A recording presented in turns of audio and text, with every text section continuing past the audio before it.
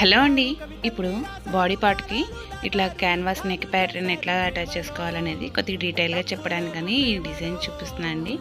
Main canvas ఇట్లాగా ready చేసుకున్నాక middle టక్ పెట్టుకుంటాం కదా, సేమ్ బాడీ పార్ట్కి కూడా మిడిల్ టక్ పెట్టుకోవాలండి. షోల్డర్ అదేమి నెక్ కట్ చేసుకోకూడదు ముందుగానే, మెయిన్ అది గుర్తుపెట్టుకోవాలి. బ్లౌజ్కైనా సరే ఇలాగా లాంగ్ ఫ్రాక్లకైనా సరే దేనికైనా సరేను.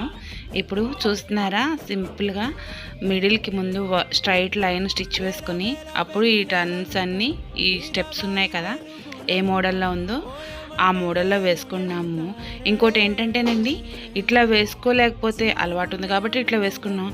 అలవాటు కానీ లేదనుకోండి, ముందుగా డిజైన్కి ముందు 1 ఇంచు తేడాతో రౌండ్గా ఒక స్టిచ్ లాగేసేసుకొని అప్పుడైనా ఇలా వేసుకోవచ్చు. స్టిచ్ వేసేసుకున్నాక టక్స్ ఇట్లా వేయడం చాలా ఇంపార్టెంట్ అండి. టక్స్ ఇలా వేసుకోవాలి, ఎత్తుగా ఉన్న చోట టర్నింగ్స్ దగ్గర మొత్తం అట్లా వేసుకోవాలి. వేసుకున్నాక ఇలా రివర్స్ చేసేసుకొని నీట్గా పైనుంచి ఒక స్టిచ్ వేసుకోవాలి. పైనుంచి స్టిచ్ వేసుకునేటప్పుడు కూడా ఏంటంటేనండి, ఇప్పుడు కార్నర్స్ దగ్గర నీడిల్ ఆపుంటాం కదా, అలాంటి దగ్గర దారం అనేది కొద్దిగా మనకి కనిపిస్తుంది.